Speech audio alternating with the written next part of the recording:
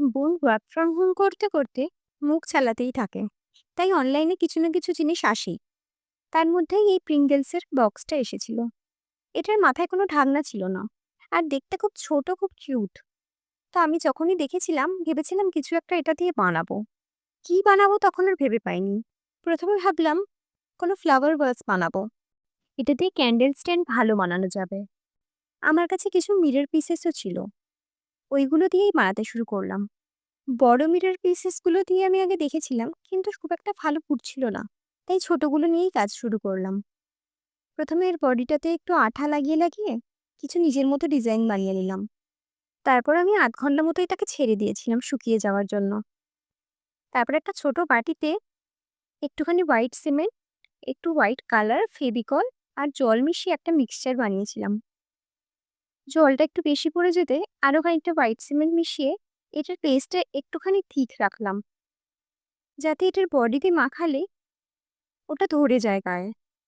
তারপর পেস্টটাই ওর মধ্যে দিয়ে লাগিয়ে লাগিয়ে লেবেল করে দিলাম। ওপরটা একটু মসৃণ রাখার দরকার আছে, সেই জন্য আমি একটু জল ইউজ করেছি। তারপর 3 থেকে 4 ঘন্টার জন্য রোদ্দুরে বসিয়ে রেখেছিলাম।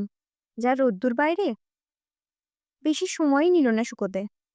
তারপর শুকিয়ে যাবার পরে একটা সিরিজ কাগজ দিয়ে বডিটা ভালো করে ঘষে পরিষ্কার করে নিয়েছিলাম, যাতে কাঁচগুলো বাইরে থেকে বোঝা যায়। দেখতে মোটামুটি ঠিকঠাক এসেছে। আমি কনসা রাজস্থানের আর্টিস্ট, যা হয়েছে এই অনেক। বাইরে বেরিয়ে ওয়্যাক্স কিনে আনার মতো আমার কোনো সময় হয়নি। তাই খুঁজে খুঁজে বাড়িতেই কিছু পুরানো মোমবাতি, যেগুলো হাফ হাফ পুড়ে থেকে যায়, সেইগুলোই বের করলাম। একটা পুরানো বাটি নিয়ে সেটাতে গলিয়ে নিয়েছিলাম। মোমবাতির একটা সলতে বানানোর জন্য একটা টোন সুতো ইউজ করেছি। মোমবাতিটা কখন বসবে সেটাই আমার ভেবে তস্য হয়নি। আমি তাই মোমবাতিটা ডিপ ফ্রিজে গিয়ে ঢুকিয়ে দিয়েছিলাম। মোটামুটি 20-25 মিনিট লেগেছে মোমবাতিটা বসতে। তাও নিচের দিকটা একটু গরম ছিল। বের করে আনার পরে দেখলাম ওপরটা একটু এবড়ো খেবড়ো হয়েছে।